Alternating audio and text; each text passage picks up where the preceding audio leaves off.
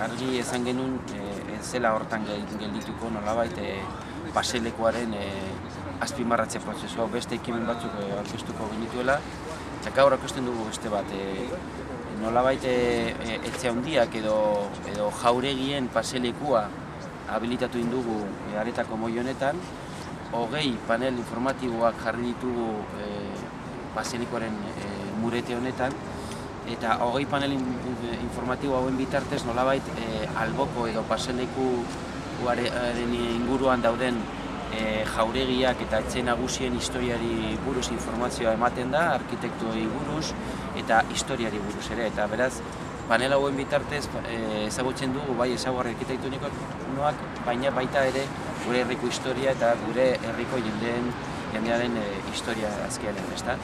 Beraz, nolabait balorean jartzeko balorean jartzeko beste ekimen baten aurrean gaude, oso interesanta eta erakargarria bai gure auzokidentzako eta baita ere gure herria hurbiltzen diren guztientzako jakiteko zein izan zen gure historia eta batez bezalako aberastasun arkitektonikoa dekogu, ezta? Ekimen hau ez da ekimen isladatu bat izango, azken batean turismo arlotik lantzen ari da arkitekturaren bitartez 7 ibilbide kultural eta turistikoak antolatzeko helburuarekin.